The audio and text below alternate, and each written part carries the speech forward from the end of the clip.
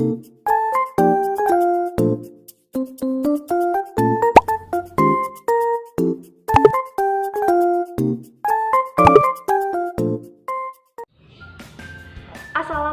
warahmatullahi wabarakatuh.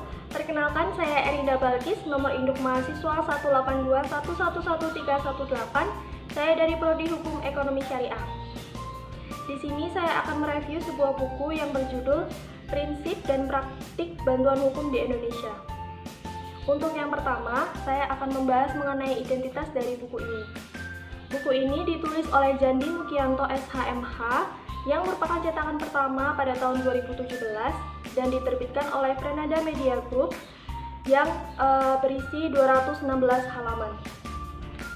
Kemudian mengenai penulis, Jandi Mukianto SHMH, beliau lahir di Jakarta tanggal 25 November 1985.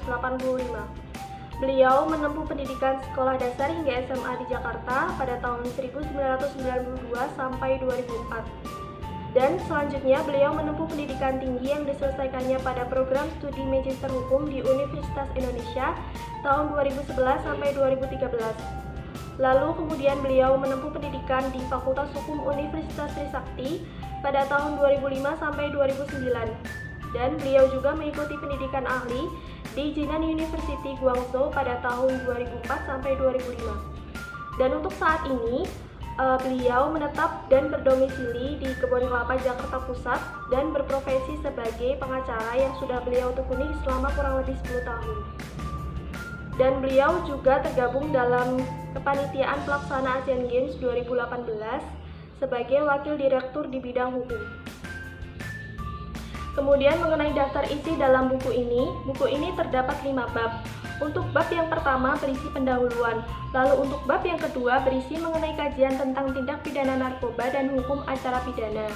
Di dalam bab ini dijelaskan mengenai pengertian tindak pidana, kemudian ada unsur-unsur tindak pidana, teori pemidanaan, lalu ada tindak pidana dalam Undang-Undang Nomor 22 Tahun 1997 tentang narkotika, lalu juga ada hukum acara pidana dalam Undang-Undang Nomor 8 Tahun 1981 tentang Kitab Undang-Undang Hukum Acara Pidana.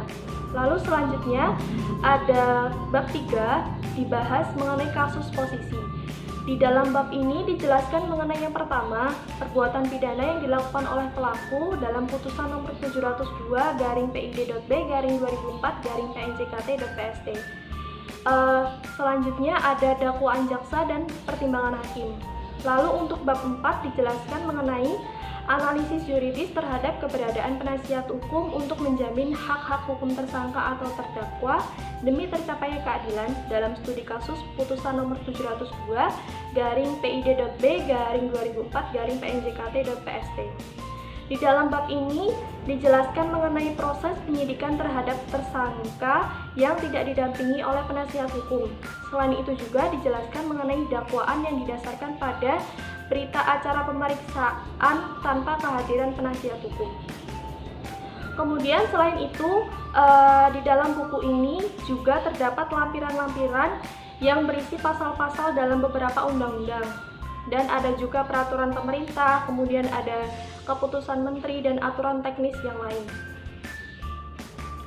Untuk sinopsis dari buku ini, seperti yang sudah saya jelaskan dalam daftar isi, tentunya dalam buku ini membahas mengenai praktik bantuan hukum yang ada di Indonesia, serta beberapa tindak pidana yang ada di Indonesia dan penyelesaiannya.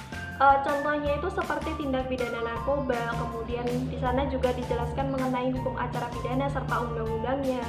Lalu di sana juga dijelaskan mengenai kasus posisi serta putusannya dan contoh kasus yang ada di Indonesia.